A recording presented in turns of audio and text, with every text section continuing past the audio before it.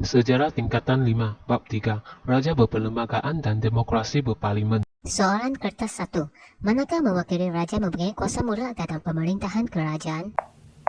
Raja menetapkan bentuk cukai baharu. Sistem residen di NNMB, negeri-negeri Melayu bersekutu. Sistem penasihat di NNMTB, negeri-negeri Melayu tidak bersekutu.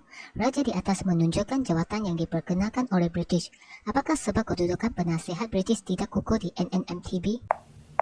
Raja dan pembesar dilantik mempunyai kuasa pentadbiran. Apakah bukti yang menyokong pengenalan Malayan Union memberi kesan besar ke atas institusi Praja Melayu?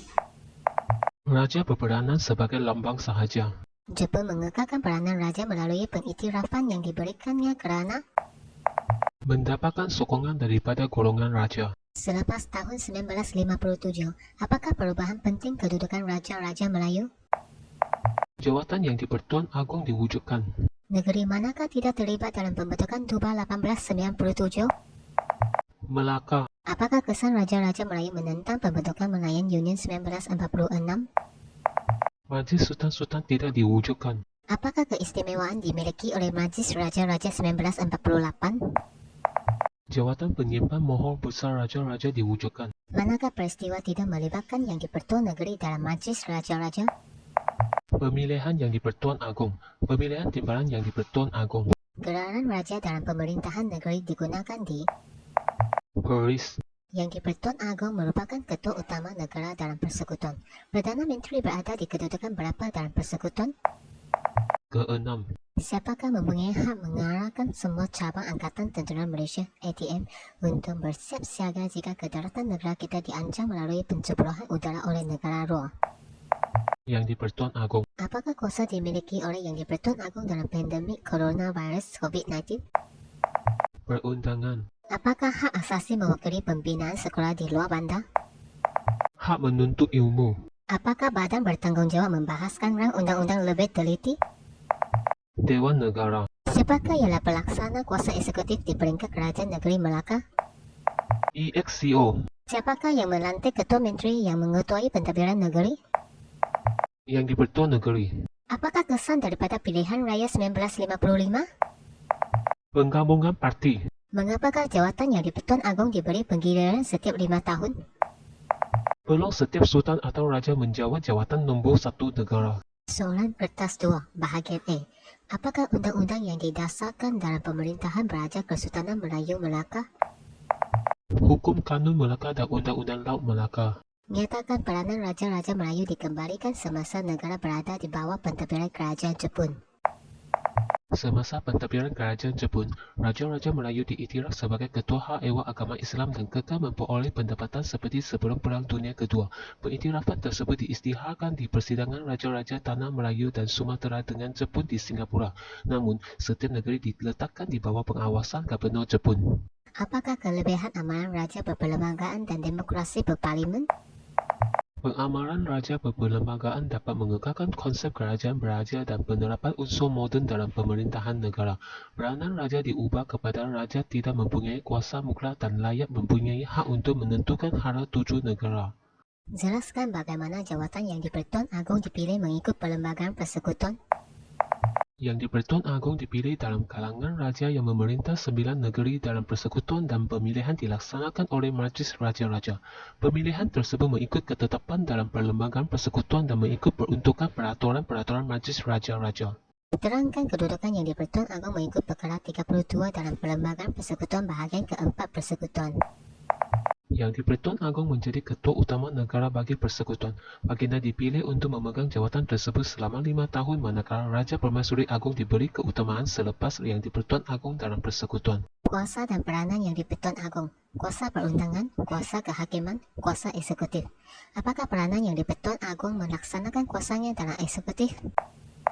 Yang di-Pertuan Agong berkuasa melantik Perdana Menteri, Jemaah Menteri dan jawatan-jawatan penting negara seperti Peguam Negara. Baginda juga merupakan pemerintah tertinggi Angkatan Tentera Malaysia dan berkuasa melantik diplomat Malaysia dan menerima pengadap diplomat asing. Soalan kertas 2, bahagian B. Apakah perubahan keanggotaan Majlis Raja-Raja selepas kemerdekaan negara pada tahun 1957? Selepas kemerdekaan negara, keanggotaan Majlis Raja-Raja mengalami perubahan iaitu penerimaan keahlian yang di-Pertua Negeri Melaka dan Pulau Pinang dalam Majlis Raja-Raja. Pada tahun 1963, yang di-Pertua Negeri Sarawak dan Sabah menjadi ahli Majlis Raja-Raja. Yang di-Pertua Negeri tidak serta dalam mesyuarat khas Raja-Raja seperti pemilihan yang di-Pertuan Agong dan timbalan yang di-Pertuan Agong.